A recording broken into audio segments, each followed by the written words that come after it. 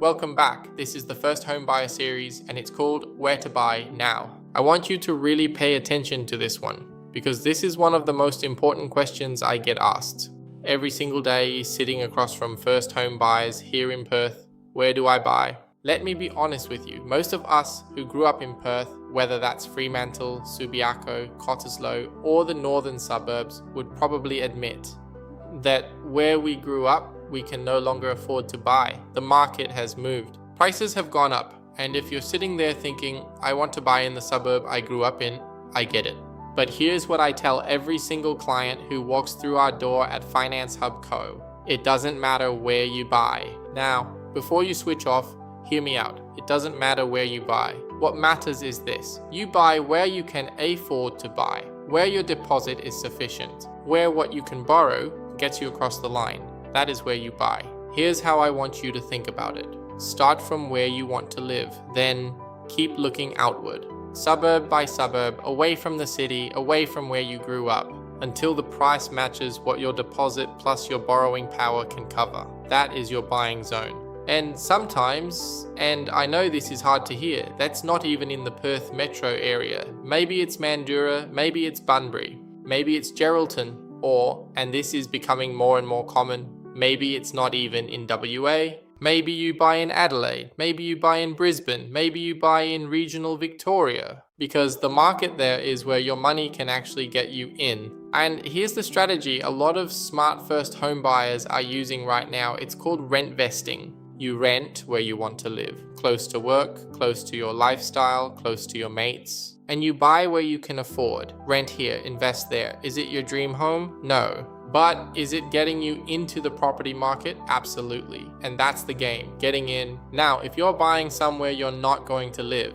you need to be smart about where that is. Because not every suburb and not every town is worth buying in. Let me give you my non-negotiables. Number one, population growth. This is the big one. You do not want to buy in a town or suburb that is going backwards. If the population is shrinking, you're going to end up owning a property in a place nobody wants to live. No tenants, no demand, no growth. Population growth drives everything else. Demand, rent, and ultimately your property value. Number two, demand for tenants. More people competing to rent a property drives rent up. Higher rent means better yield, the return you get on your investment. And the higher your yield, the faster you get to a point where the rent covers your mortgage repayments. That's the goal. Number three, infrastructure and amenities. Personally, I only want to buy within 40 minutes of a city centre, close to schools, close to hospitals, close to shopping centres, close to public transport. Why? Because that's what renters want. Think about it. A young couple with kids, they don't want to drive 90 minutes. They don't want to be an hour from the nearest Coles or Woolworths. Older renters don't want to be far from medical centres. When you buy a property that ticks all of these boxes, you're de-risking your investment. You're casting a wider net for the type of people who will want to rent your property. The more people who want it, the more you can charge for it. Number four, stay away from remote and isolated areas. I see this mistake made. Someone finds a cheap property 2 hours from the nearest city and thinks they've found a bargain. They haven't. Long commute from jobs means lower population growth. Lower population growth means lower demand. Lower demand means lower rent and lower capital growth. Cheap is not always a bargain. Now, what should you buy? I always say this, I love land. Given the choice between an apartment with a view and a house with a bit of land around it, I'll take land every time. Here's why. They can't make more land. Land is the most valuable component of any property transaction.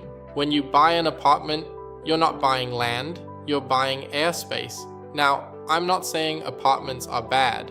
There are markets where apartments make absolute sense. Perth CBD, for example. But if you have the choice, land wins. If you are buying an apartment, here's what to look for in the Australian market. 1 and 2 bedrooms. They rent the fastest. Australians are staying single longer. People are working from home. They want a self-contained space. 1 bedroom, 1 bathroom, a washing machine somewhere, done. Don't overthink it. 3 and 4 bedroom apartments, they're harder to rent. They tend to attract owner-occupiers, not tenants. If you want yield, stick to 1 and 2s. Also, north-facing. Australians love north-facing properties. Natural light, car parking, In Perth, Brisbane, Sydney, parking is becoming more and more important. Don't overlook it. Look, here's the bottom line. Buying your first home is not an emotional decision. I know it feels emotional. I know you have a picture in your head of what it should look like and where it should be. But when you're making your first purchase, especially if it's an investment, you need to be logical. Ask yourself, what do other people want? Not what do you want? What do renters want? What will drive demand for this property in 5 years? In 10 years? Population growth, infrastructure, proximity to jobs, schools, transport, hospitals, shops. Get those things right, and you de-risk your asset. You give yourself the best chance of finding tenants, charging good rent, and growing your wealth through property. That is the goal, and it starts with being willing to buy where you can afford, not just where you want to live. If you're not sure where to start, that's exactly what we help with at Finance Hub Company. My team and I work with first home buyers here in Perth every single day. We look at your borrowing power, your deposit, your situation, and we help you figure out the best path forward. There's a link in the description to book a free consultation with us. No pressure, no obligation. Just a real conversation about your situation, and if this helped you, give it a like. And make sure you follow so you don't miss next episode. See you in the next one.